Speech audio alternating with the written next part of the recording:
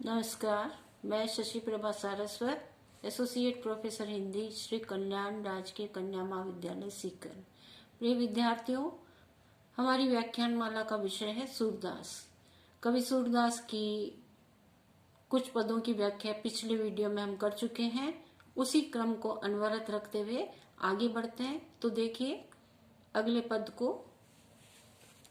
निर्गुण कौन देश को बासी, निर्गुण कौन देश को बासी, मधुकर हंसी समुझाए, मधुकर हंसी समुझाए, सो हदे बूझत साच न हासी, को है जनक, को है जनक, जननी को कहियत, जननी को कहियत, कौन नारी को दासी, केसो बरन भेष है केसो, भेष है केसो, कई रस में अभिलाषी, कई रस में अभिलाषी, पावे गो पुनिकियो आपनो, पावे गो पुनिकियो आपनो, जोर कहे गो गासी, सुनत मौन वे रयो बावरो, सुनत मौन वे रयो बावरो, सूर सभे मति नासी।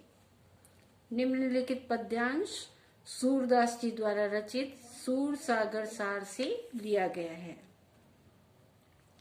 यहाँ उद्धव गोपिकाओं को निर्गुण निराकार ब्रह्म की उपासना का उपदेश देते हैं और गोपियां उद्धव को समझाती है कि हमें निर्गुण निराकार ईश्वर की भक्ति से कोई लेना देना नहीं है। हमें तो हमारे कृष्ण कन्हैया के दर्शन किसी भी प्रकार से आप हमें करवा दो, क्योंकि आप उनके परम सखा हो। आप उनको जाकर के कहो कि गोपिकाएं तुम्हारे बिना व्याकुल हैं, उनके दर्शन करवाओ। उद्धव इनको ज्ञान का उपदेश दे रहे हैं। तब गोपिकाएं कहती हैं, निर्गुण कौन देश को बासी।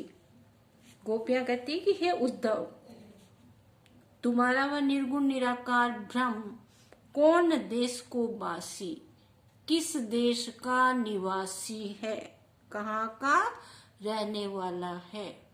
पहले हमें बताओ, तुम हमें निर्गुण निराकार ईश्वर की भक्ति के लिए कह रहे हो, तो बताओ तुम्हारा निर्गुण निराकार ब्रह्म है वो किस देश का रहने वाला है, कहाँ का निवासी है। हे मधुकर हंसी समुझाए, हमें समझाकर कहो। हंसकर समझाती है। सौंह दे, सौ का मतलब होता है सौगंध देना।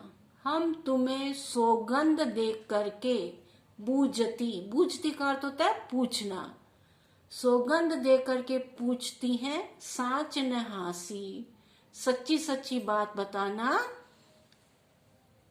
ये हंसी मजाक की बात नहीं है। हे मधुकर, हे उद्धव, तुम हमें सही सही बात बताओ।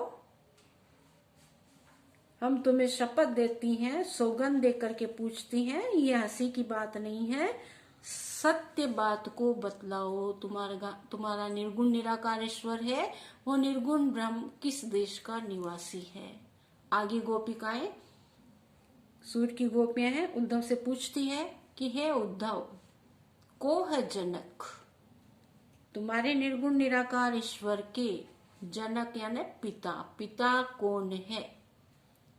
जननी को कहियत, निर्गुण निराकार ईश्वर की जननी, जननी अर्थात माता, माता कौन है, उनकी माता कौन है, पिता कौन है, इसके बारे में थोड़ा हमें समझाइए।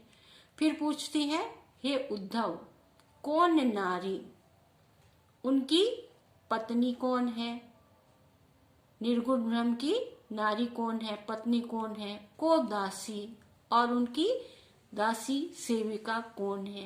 इन सब बातों को तुम पहले हमें बता दो, उसके बाद हम तुम्हारे निर्गुण निराकार ब्रह्म की उपासना करने के बारे में विचार करती हैं।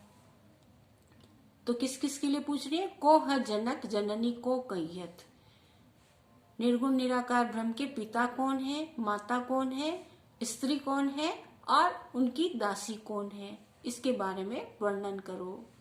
केसो बरन भेष है केसो।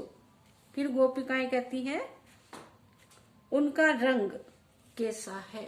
वर्ण है ना, वर्ण, रंग, रंग कैसा है। निर्गुण निराकार ईश्वर का रंग कैसा है। भेष केसु, वेशभूषा कैसी है, वे क्या पहनते हैं, पहनावा क्या है, उस वेशभूषा के बारे में बताओ। फिर पूछती गोपिकाएं, के ही रस के अविनाशी। निर्गुण निराकार ब्रह्म किस रस की अभिलाषा रखते हैं, इच्छा रखते हैं, उन्हें कौन सा रस अच्छा लगता है, उस रस के बारे में भी हमें बताओ। किस रस की अभिलाषा रखते हैं, ये सारी तमाम बातें तुम हमें बता दो। उसके बाद हम तुम्हारे निर्गुण ब्रह्म के उपदेश को सुनेंगे। अन्यथा पावेगो पुनि कियो आपनो जोरे कहे कहे यो गासी। यदि तुम इन प्रश्नों का उत्तर बताने में असत्यता बरतते हो, झूठ बोलते हो, तो बदले में गोपियां कहती हैं, पावेगो पुण्य कियो आपनो, अपना किया हुआ, अगर तुमने झूठ बोला है तो अपना किया हुआ झूठ ही तुम हमसे प्राप्त करोगे। अर्थात गोपियों के इस कथन को सुनकर उद्धव ठगे से रह गए कि व्यक्ति के समान मौन हो गए, ठगे गए व्यक्ति की भांति बिल्कुल चुप हो गए। यदि तुम हमारे प्रश्नों का उत्तर बताने में कोई असत्यता बरतते हो, झूठ बोलते हो, तो अपने किए कर्म का फल भोगोगे। जैसा कर्म तुम करोगे, झूठ बोलोगे, असत्य बोलोगे, तो हम भी तुम्हारे साथ असत्यता का बर्ताव करेंगी और अपने किए गए कर्मों का फल तुम पाओगे। सूरदास जी कहते हैं कि गोपियों की इस बात को सुन करके उद्धव बिल्कुल ठगे हुए व्यक्ति की भांति चुपचाप हो गए, मौन हो गए और कुछ भी उत्तर नहीं दे पाए। सुनत मौन वे रयो बावरो, बावरा है ना पगले से, बिल्कुल बावरे से पगले से हो गए, चुपचाप हो गए, कोई उत्तर उनके पास नहीं रहा। इससे ऐसा लग रहा था कि प्रेमातीत